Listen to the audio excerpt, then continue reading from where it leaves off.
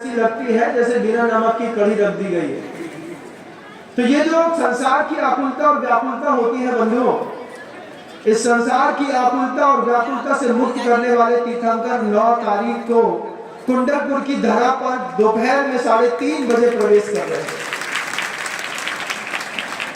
जिनके लिए मूलाचार में आचार्यों के लिए लिखा है जम्मा लीना जीवा तरंगी संसार सायरम घोरम छिन्नन तिरठ कम्मम जम्मम मरणम दपा विनती। ये जो गाथा है, ये गाथा कह रही है कि वे तीर्थंकर, वे आचार्य परमेष्ठी जिनके पास लीन होने पर जम्मा लीना जीवा तरंती संसार सायरम घोरम, इस अपार घोर संसार की आकुलता और व्याकुलता से मुक्त हो जाता है।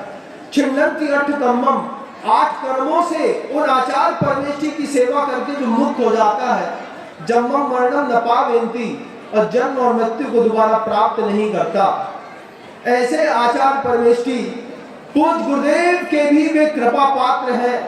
गुरुदेव की संपदा से जो श्रीमंत है, गुरुदेव की कृपा से जो धीमंत है, सबसे अधिक वैभव भी उनके पास है और सबसे अधिक ज्ञान शक्ति भी जिनके पास है, चारित्र के हिमालय है। मुझे तो ऐसा लगता है बार बार, और मैं कहता हूं कि दोबारा गुरुदेव 9 तारीख को कुंडलपुर की धरा पर प्रवेश कर रहे हैं।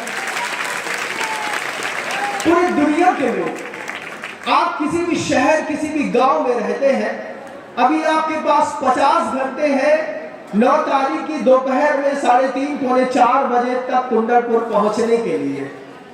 जब इतने बड़े तीर्थंकर, इतने बड़े समोषण का नेतृत्व करने वाले 2 महीना हो गया, गुरुदेव का सिंहासन खाली खाली खाली खाली पड़ा है, लेकिन हमको तो भरा सिंहासन देखने की आदत है।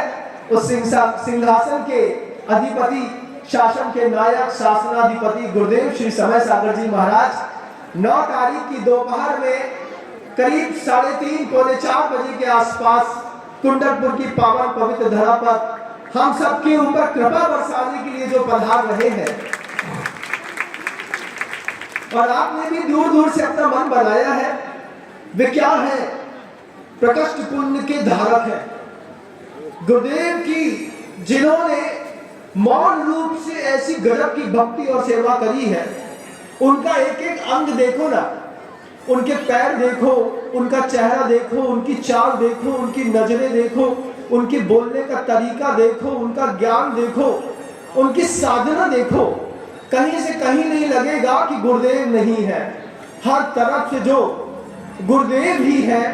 ऐसे पूज्य गुरुवर 9 तारीख की पावन पवित्र समय पर दोपहर में पौने 4 बजे के आसपास इस कुंडलपुर की पावन पवित्र धरा पर जब प्रवेश करेंगे, हमारे भी कुछ कर्तव्य बनते हैं बंधुओं।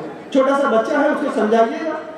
हाँ, हमारे कर्तव्य बनते हैं कि 9 तारीख को दोपहर में 4 बजे जब गुरुदेव यहाँ पर पधारे, हमारे हाथों में एक नारियल का भेला हो, भेला पूरा छिला हो, अच्छी शुद्ध केसर से अच्छा रंगा हो, उसमें एक स्वास्तिक बना हो, जो दुनिया भर से, सागर से, जबलपुर से, नागपुर से, शहडोल से, इस तरफ सिहोरा से, इस तरफ कहां से, मुगावली से, अशोकनगर से, हर तरफ से जो बसें आ रही है, बसों में बैठ करके लोग भी आ रहे होंगे, लेकिन हर इंसान के हाथ पर अपने महानतम गुरु को दोबारा देखने का जो सौभाग्य प्राप्त हो रहा है, सबसे पहले हम ऐसे पूज्य गुरुदेव के चरणों पर जब हम श्रीफल चढ़ाए, हर बार तो आप नारियल चढ़ा देते हैं, कभी गीला, कभी सूखा, कभी छोटा, कभी बड़ा, लेकिन इस बार थोड़ा बजनी बढ़िया बड़ा सा एक नारियल छाटना है, गोला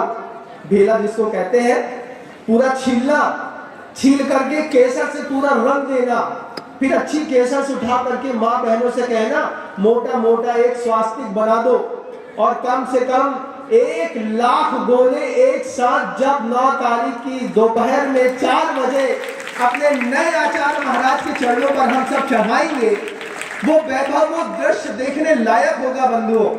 नए आचार्यों की सेवा करी जाती है। वे आचार्य परमेष्ठी जो दोबारा सिंहासन पर बैठा करके हमारी विशुद्धि में निमित्त बनेंगे, हमारी प्रायश्चित दान दे करके हमारी और आंतर मन को पवित्र करने में निमित्त बनेंगे, और जिनके लिए आचार्य भट्टकेर स्वामी ने कहा कि जम्मा लीना जीवा करण की संसार सायरम घोर, तुम्हारी आकुलता और व्याकुलता से मुक्त करने वाले तीर्थंकर आ रहे हैं। लेकिन तीर्थंकरों का स्वागत कैसे किया जाता है ये हमको अगर पता नहीं है। गुरुदेव हमेशा कहते हैं कि विनम्र हर जगह पूर्व बोध की कीमत है। ऐन वक्त पर किसी को कुछ समझाया जाए तो आदमी बोलता है अब अभी बताया महाराज जी, बात तो सही है।